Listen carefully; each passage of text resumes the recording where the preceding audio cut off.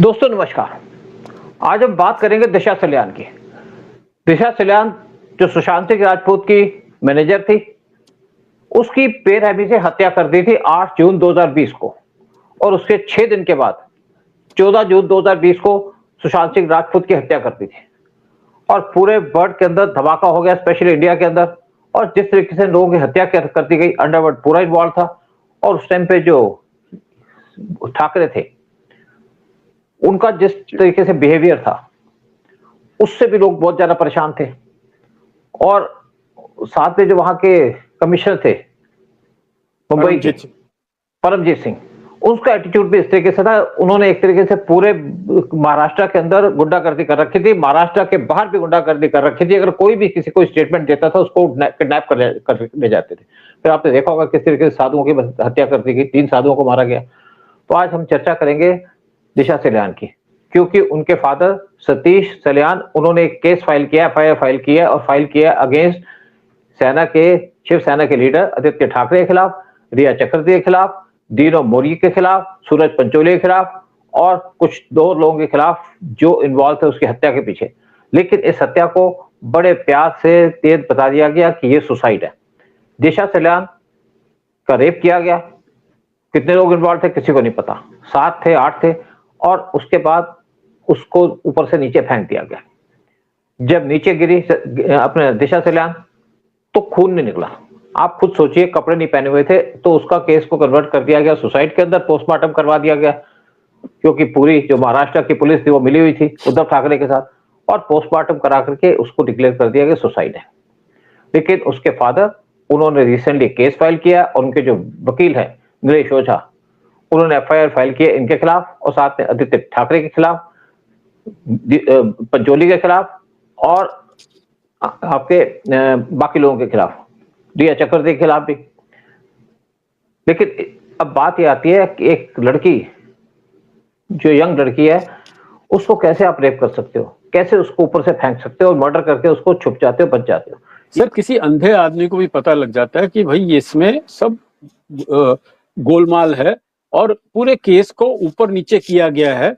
Definitely उस लड़की को टेरराइज किया गया था, उसके कमरे के अंदर लोग घुस गए थे आके, और ये बोलना कि भाई उसने ऊपर से आत्महत्या कर ली और उसका कोई एक फ्रैक्चर नहीं हुआ, उसमें से कोई खून नहीं निकला, ये कौन बिलीव करेगा सर? और ये खाली उन्होंने बिलीव किया, उन्होंने मैनिपुलेट किया उस टाइम जो लॉ फोर्सेस थी उस टाइम, जो करप्ट हो चुकी थी वहां पर। और करप्ट इसलिए थी क्योंकि बहुत बड़ा एक केस था कि जिसके अंदर the most prestigious family of Maharashtra, the Thackerays, उनका भविष्य खतरे में आ गया था कि भाई अगर कहीं आदित्य फंस गया, बढ़ गया, तो it would become a huge issue. तो ये सारा झमेला हुआ है। लेकिन बेटी का बाप जिसने ये देखा कि मेरी बेटी के साथ बेइंसाफी हुई है, ये मेरी बेटी को गलत तरीके से मारा गया, तो आज उस टाइम तो कैसे डरा धमका के वो चुप हो गए थे। आज नहीं है। आज वो, क्योंकि उनके पास भी इस टाइम काफी सपोर्ट है और वो आगे trying to fight back and get the reality. और सर, ये हमने सदियों से देखा है कि सत्यमेव जयते, सत्य निकलता है, चाहे जितना ताकतवर और जितना होशियार कल्प्रिट हो सर, वो फंसेगा ही। और ये देखिए, ये जो आने वाले दिनों के अंदर it is going to be a very very dramatic issue. और इसके अंदर हम तो चाहते हैं सर कि भाई इंसाफ मिले। बेसिकली वो बेटियां आपकी है, बेटियां मेरी है, सबकी। हाँ, एक जवान लड़की को आप मर्डर कर देते हो, उसको रेप करते हो, और उसके बॉस को 6 दिन के बाद मार दिया। बिल्कुल। हाँ, देखिए इसमें ये सिर्फ ये 2 लोग नहीं मरे, वहां पे 20 लोगों का मर्डर किया गया उन दिनों के अंदर, जब ठाकरे की गवर्नमेंट थी। देखिए बेसिकली क्या है कि उन्होंने कहा है कि जो परमबीर सिंह था, ये मेन कल्प्रिट था, इसने सारा कवर किया। और उसके बाद जब इसकी डेथ हो गई तो परमबीर सिंह ने वहां प्रेस कॉन्फ्रेंस होल्ड की और पूरे केस को फैब्रिकेट कर दिया, यानी कि आदित्य ठाकरे को सेव करने के लिए। और एनसीबी की रिपोर्ट के अंदर भी कहा गया है आदित्य ठाकरे इन्वॉल्व था ड्रग बिजनेस के अंदर। और ये भी कहा जाता है जब वहां पे मर्डर हुआ दिशा सल्यान का, तो जो वहां पे मोबाइल की लोकेशन देखी गई आदित्य ठाकरे की, उसी एरिया के अंदर थी।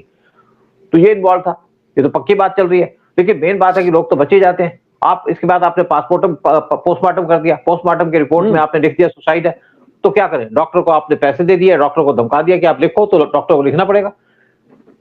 आप देखिए बहुत से लोग ऐसे मरे हैं जिनकी पोस्टमार्टम रिपोर्ट को चेंज कर देते हैं, उसको बदल देते हैं, जब पोस्टमार्टम जो उसका होता है, जो लिखते हैं वो कोर्ट को मानना पड़ता है। मुझे नहीं लगता कि आदित्य ठाकरे को यहाँ पे जेल होगी, लेकिन आदित्य ठाकरे के नाम को पता चलेगा उसको कि मैंने क्या किया। लेकिन ये जो क्रिमिनल्स हैं ये कभी रियलाइज नहीं करते कि हमने क्या गलती की है। आपने एक जवान लड़की का मर्डर कर दिया, उसको रेप किया, आपके अंदर इतनी हवस भरी हुई है, आप रेप करते हो, आप मर्डर करते हो, और लड़की को नंगा फेंक दिया ऊपर से, 14वीं मंजिल से नंगा फेंक दिया ऊपर। और सर आपने वो जैसे कहा फेंका ही बिल्कुल नहीं, जब वो ला के नीचे रख दिया जाके, खत्म। नहीं, उधर फेंकी गई है, वहां से तो फेंका गया। देखिए जब डेड बॉडी ऊपर से गिरती है ना तो उसमें खून नहीं निकलता, लेकिन बाकी सब कुछ होता है। ऊपर से बिल्कुल सर- फेंकी, लोगों ने देखा उसको फेंकते हुए, इसमें कोई बात नहीं है। पता नहीं, क्योंकि मैंने उस टाइम पे वीडियो बनाए थे इसके ऊपर, दिशा सल्यान के ऊपर वीडियो बनाए थे मैंने उस टाइम पे, मेरे पास उस टाइम पे पूरी एविडेंस थी इस केस की। तो फेंका तो ऊपर से है, क्योंकि ये तो जालिम लोग हैं, इनको क्या फर्क पड़ता है। देखिए डेड बॉडी को ऊपर फेंक देते, हड्डी टूटेगी, हड्डी तो टूट चुकी, कुचंबर तो उसका निकल चुका था, और पोस्टमार्टम रिपोर्ट कर दी, फटाफट पोस्टमार्टम कर दिया, मैं देखिए डिक्लेयर कर दिया। जिस टाइम पे सुशांत सिंह राजपूत को मारा गया उस टाइम पे तो इमीडिएटली ऑर्डर कर दिया कि तू सुसाइड है। वो तो बाद में जब पत्ते खुलने शुरू पता चला सुसाइड तो हो ही नहीं सकता, क्योंकि कैमरे थे नहीं। सबसे पहले जो अंडरवर्ल्ड काम करता है वो कैमरे की, जो आपके कैमरे है उनको निकाल देता है, यानी कि कोई इसका साथ में कोई विटनेस देने के लिए आता नहीं इन केसेस के अंदर। यहाँ पे भी कोई सामने नहीं आया, जो विटनेस देने सामने आएगा उसको तो वैसे ही मार देंगे ये। सर जितनी ये डिफरेंट लड़ियां हैं, इनके अंदर सबको आपका कॉमन फैक्टर आपको नजर आ रहा आएगा रिया चक्रवर्ती का। रिया चक्रवर्ती जो आदित्य ठाकरे के साथ घूमती फिरती थी, रिया चक्रवर्ती जो उसकी रखेल थी अपनी सुशांत सिंह की, हाँ, तो वो एक कॉमन फैक्टर है। और वो खुलेआम, अच्छा वो तो खुलेआम बोल रही थी दारू पी के जाके कि भाई मेरे तो भाई लोग हैं, मैं तो कुछ भी कर सकती हूँ। उसने करके दिखाया, कुछ भी करके दिखाया। तो अब ये इतने सारे प्रूफ हैं, ये तो मतलब कोई, मैंने कहा ना, अंधे आदमी को भी पता लग जाएगा कि भाई सच्चाई क्या है, या हमको बुद्धू बना रहे हैं। देखो उदय, एक्चुअली क्या है कि रिया चक्रवर्ती को वहां पे प्लांट किया गया था, रिया चक्रवर्ती उस घर में बिठाया गया था, और फिर आपके जो फिल्म डायरेक्टर हैं उनके भाई का फोन आया उसको कि आप यहाँ से निकल जाओ, क्योंकि अब सुशांत सिंह राजपूत को मारने का टाइम हो चुका है। तो रिया चक्रवर्ती एक प्लांट थी, क्योंकि रिया चक्रवर्ती को पिक्चरों में काम चाहिए था और उसको एक्सप्लॉइट किया जा रहा था कि आप जाइए सुशांत सिंह राजपूत के साथ बैठिए, उसकी सारी इंफॉर्मेशन दीजिए, उसके बाद उसको ड्रग्स में इन्वॉल्व करिए ताकि उसका कैरियर खत्म हो जाए। और ये कोई किसी डायरेक्टर काम नहीं है, ये कुछ बॉलीवुड के जो उस टाइम पे इस्लामिक लीडर जो आपके हीरो थे उनका काम है, क्योंकि वो चाहते थे को हिंदू बने आप। आज बॉलीवुड के अंदर जो इस्लामिस्ट है उनका कंट्रोल खत्म हो चुका है और वहां पे दोबारा से हिंदू आ चुके हैं। हिंदुस्तान है, हिंदुस्तान के अंदर हिंदू का राज चलता है, हिंदुस्तान के अंदर इस्लामिस्ट आए, अच्छे हैं, अच्छी बात है, लेकिन आप यहाँ पे आकर के देश को बर्बाद करने की कोशिश करोगे, यहाँ पे मर्डर कराने की कोशिश करोगे। तभी तो देखिए ना कि यहाँ पे जो एक्टर था उसका बेटा ड्रग के अंदर इन्वॉल्व हो गया था। ये ड्रग जो है ना, एक्चुअली क्या है, आपको पता है बॉलीवुड के अंदर बड़ी बड़ी ड्रग पार्टीज होती हैं। ड्रग पार्टीज के अंदर इंपॉर्टेंट लोग जाते हैं, हीरोज जाते हैं, ड्रग्स लेते हैं, कुछ लड़कियां वहां पे ले आते हैं, लड़कियों को कहते तुम हीरो बना देंगे, तुमसे इंट्रोड्यूस करा देंगे, और उनको वहां पे एक्सप्लॉइट करते हैं, उनको रेप करते हैं, उनका मतलब उनको गलत टाइप का झांसा दे करके। तो ये काम तो बॉलीवुड में चलता ही रहा है पहले से, आज भी लगता है मुझे बॉलीवुड के अंदर पार्टीज तो होती होंगी, लेकिन आप देखिए कुछ हमारे ऐसे हीरोज हैं जो ड्रग्स लेते नहीं है, पार्टीज में जाते नहीं है, वैसे भी हीरो बैठे हैं। अक्षय कुमार को देख लीजिएगा, अमिताभ बच्चन को देख लीजिएगा, ये तो पार्टियों में नहीं जाते जहां तक मैं सोचता हूँ, लेकिन जो जाते हैं वो पार्टी, आप पता है, आप शाहरुख खान की बात ले लीजिएगा, शाहरुख खान तो घर से निकलते हैं रात को 2-4 बजे है, उससे पहले तो होता ही नहीं। अब शाहरुख खान का जो लड़का पकड़ा गया ड्रग्स के अंदर, तो इसी चक्कर में पकड़ा गया क्योंकि सबको था कि शाहरुख खान इन्वॉल्व था इसके मर्डर के पीछे, या उसका हाथ हो सकता है, डायरेक्टली तो कोई इन्वॉल्व नहीं था। देखिए बेसिक बात क्या है कि आप एक लड़की का मर्डर कर देते हैं, उसको ऊपर से फेंक देते हैं, और किसी को कोई चिंता नहीं है। जब सुशांत सिंह राजपूत की डेथ हुई तो कितने हीरो बोले भाई, यहाँ पे कोई बोला? एक या दो बोले, वो भी जिनका कोई खास रोल नहीं था, बाकी तो कोई बोला ही नहीं, चुपचाप बैठे रहे, मर गया तो मर गया, उनका तो धंधा चल गया।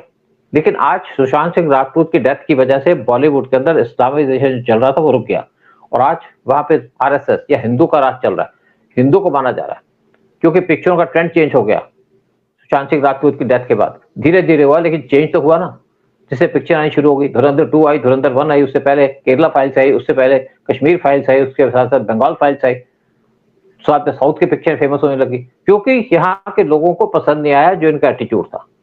जो बड़े बड़े हीरो बन गए वो हिंदुओं को गालियां देते थे। जब इजरायली प्राइम मिनिस्टर इंडिया के अंदर विजिट किए तो पीएम मोदी की तरफ से रिक्वेस्ट की कि आप तीनों जो बैठे हैं बॉलीवुड के हीरो, इनसे मिलिए, मना कर दिया इन्होंने, क्योंकि इनको क्या लेना देश से, इनको तो अपने पैसे चाहिए। दाऊद से इनको प्यार था, दाऊद इनको पालता था, दाऊद के गुलाम थे ये। लेकिन आज बॉलीवुड पे चेंज आई, उसके लिए मैं मेन क्रेडिट जाता है सुशांत सिंह राजपूत को और दिशा सल्यान को। लेकिन मैं उनके फादर को स्पेशली मुबारकबाद दूंगा कि आपने कम से कम अपनी बेटी के लिए जो लड़ने की कोशिश की है, उसको जस्टिस दिलाने की कोशिश की है, सैल्यूट है आपको।